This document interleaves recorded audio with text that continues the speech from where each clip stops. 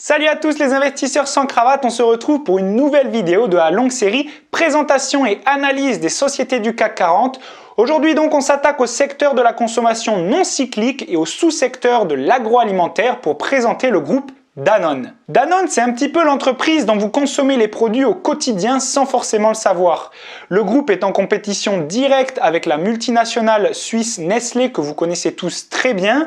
Et à eux deux, ces entreprises possèdent des centaines de marques et sont donc des acteurs majeurs dans le monde entier pour l'agroalimentaire. Cependant, la vie de ces deux entreprises ont été rythmées par les scandales, que ce soit pour l'exploitation des nappes phréatiques à Vittel pour le cas de Nestlé ou que ce soit pour la présence d'hydrocarbures ou de vers de terre retrouvés dans les produits laitiers de Danone. Mais il semble que ce soit quelque chose d'inévitable entre guillemets pour des entreprises qui sont autant mondialisées et qui n'arrivent plus à surveiller leur chaîne de production de A à Z. Mais finalement, aujourd'hui, Danone semble s'inscrire et s'engager fortement dans une entreprise avec de la visibilité sur son empreinte carbone, sur la réduction donc des émissions de CO2 et aussi dans l'assainissement des sols et la distribution d'une eau plus saine et accessible à tous dans le monde entier. Donc voilà, on va parler de tout ça dans cette vidéo en plus des chiffres, ce qui va en faire un contenu quand même assez intéressant. C'est parti! Encore une fois, avant de commencer, pensez à vous abonner à cette chaîne si ce n'est pas encore fait, ça nous permet de mieux référencer notre travail, que ce soit sur YouTube ou sur notre site sanscravate.fr. De la même façon, si la bourse vous intéresse et que cette vidéo ne vous suffit pas pour étancher votre soif d'apprendre, vous le savez, j'ai écrit un livre Débuter en bourse, comprendre et investir sur les marchés financiers. Vous pouvez le commander que ce soit sur Sans Cravate ou sur Amazon, mais pensez plutôt à Sans Cravate. Voilà, après cette introduction un petit peu longue, attaquons-nous directement à la répartition du chiffre d'affaires en secteurs d'activité pour que vous compreniez un petit peu plus ce que vend le groupe Danone. Il existe donc 4 secteurs principaux qu'il faut que vous reteniez. Le premier, ça va être tout simplement la production et la commercialisation de produits laitiers ou de produits d'origine végétale. De ce fait, le groupe consomme énormément de matières premières alimentaires, que ce soit du riz, des noisettes, des amandes, de la coco ou encore du soja. Donc vous vous doutez bien que son activité a un impact énorme sur l'environnement, d'où son engagement dont on parlera dans le reste de la vidéo.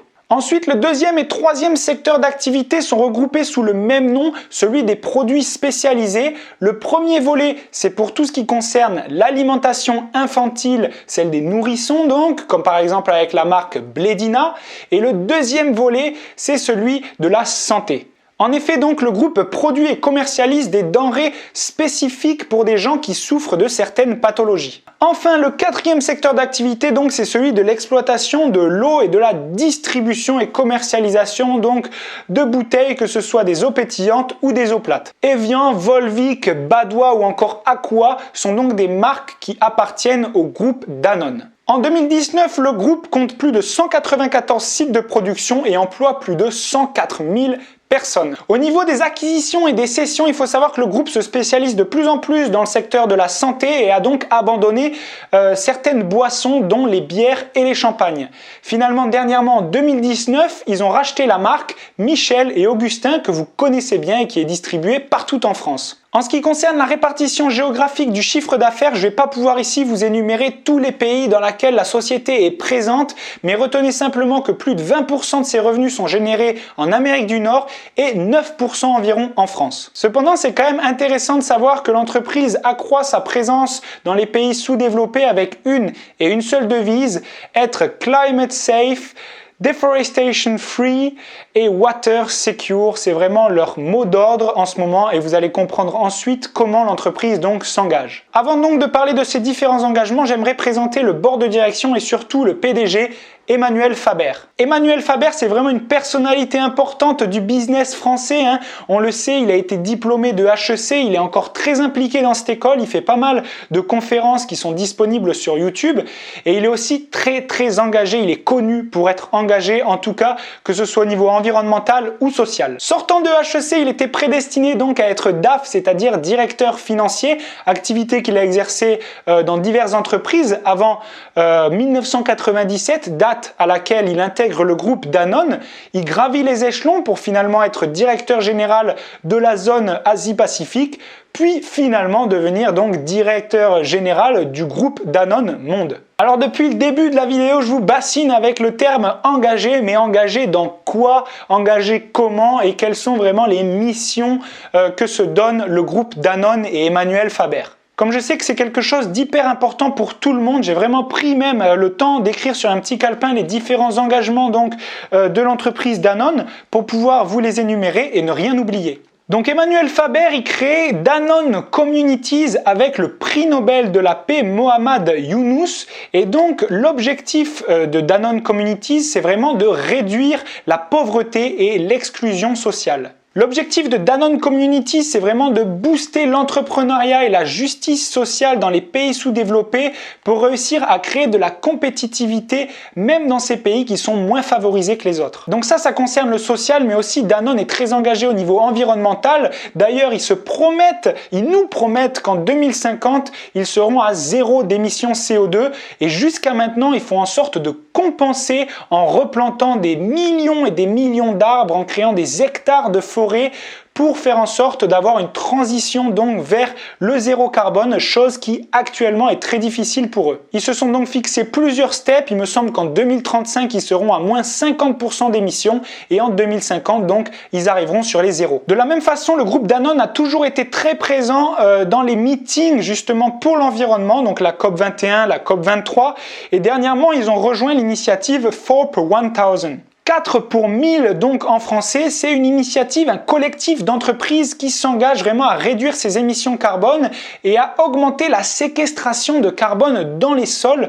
C'est-à-dire qu'en fait, donc, quand une entreprise émet du CO2, les arbres en captent une partie qu'ils envoient dans les sols pour nourrir la faune donc et qui permet d'accrocher certains éléments chimiques qui sont indispensable pour que ensuite les champs poussent correctement et qu'on puisse alimenter tout un pays.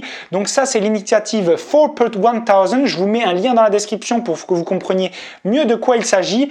Mais donc Danone s'engage à verser 6 millions de dollars à cette initiative-là. Mais au-delà vraiment de donner de l'argent, ils sont aussi actifs, que ce soit pour la recherche et le développement de solutions innovantes justement pour réussir à augmenter et à séquestrer donc du carbone sous terre. De la même façon, Danone France, c'est-à-dire la filiale française du groupe Danone, s'engage d'ici 2025 à produire des denrées alimentaires uniquement 100% à partir donc de l'agriculture française. Pour ce faire, ils financent donc l'agriculture française à hauteur de 5 millions de dollars. Évidemment, vous vous doutez bien qu'ils ont un intérêt à le faire pour ensuite avoir des contrats intéressants avec les agriculteurs et pouvoir arriver à leur fin. Enfin, dernier point, et c'est quelque chose qui est très important qu'on remarque dans le compte rendu d'Assemblée Générale du groupe Danone, que je vous conseille d'ailleurs d'aller voir si vous voulez investir dans l'entreprise, c'est ce qui concerne la déforestation.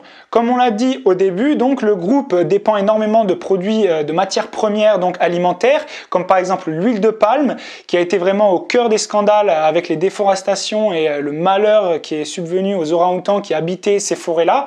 Et donc le groupe Danone vraiment s'engage à réduire la déforestation et en tout cas son impact sur la déforestation. Et de la même façon, tant qu'ils n'arrivent pas à leur but et à arriver progressivement à leur but, ils font en sorte toujours de compenser et donc de replanter l'équivalent à côté. Malheureusement, on ne peut pas déplacer tous les animaux d'une forêt à l'autre, ça me semble quelque chose vraiment d'illusoire, d'utopique. Donc j'espère vraiment que leurs actions au niveau de la déforestation seront concrètes. Bon, ça fait vraiment beaucoup d'informations de culture générale sur l'entreprise Danone, je le sais, j'en suis conscient. On va passer ensuite aux chiffres, c'est potentiellement aussi ce qui vous intéresse.